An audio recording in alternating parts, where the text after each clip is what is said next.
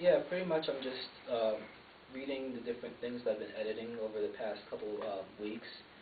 And again, this story is very important to me. It's something that I'm very serious about.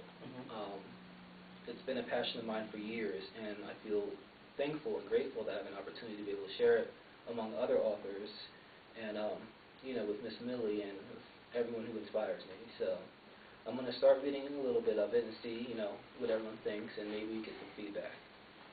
So the first chapter is titled The Farewell, and the first book is called Melody of Dawn.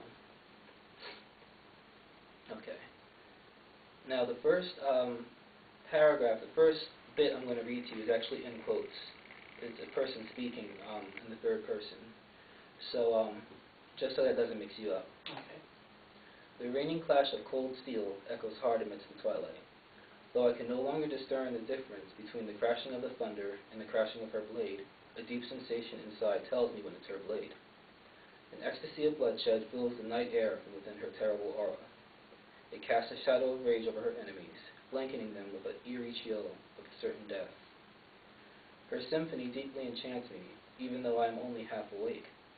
With every swing of her sword, I can feel the soul of her blade oozing out. It screams with a divine insanity. Indeed, the fallen angel remains virtually insatiable. Yet I am not frightened by this.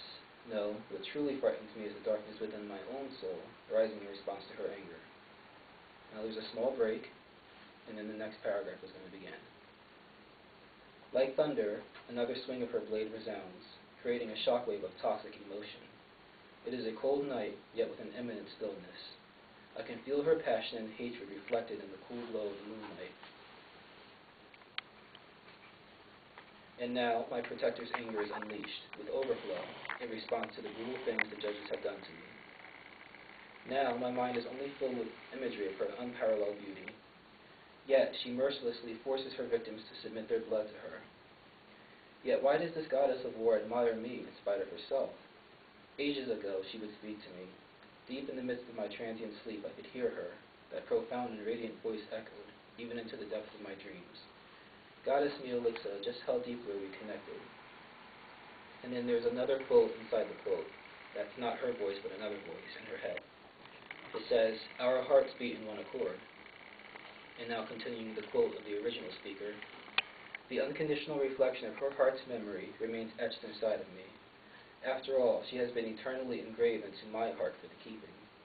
Yet I cannot deny this overbearing feeling of sadness threatening to consume me." Then there's another quote.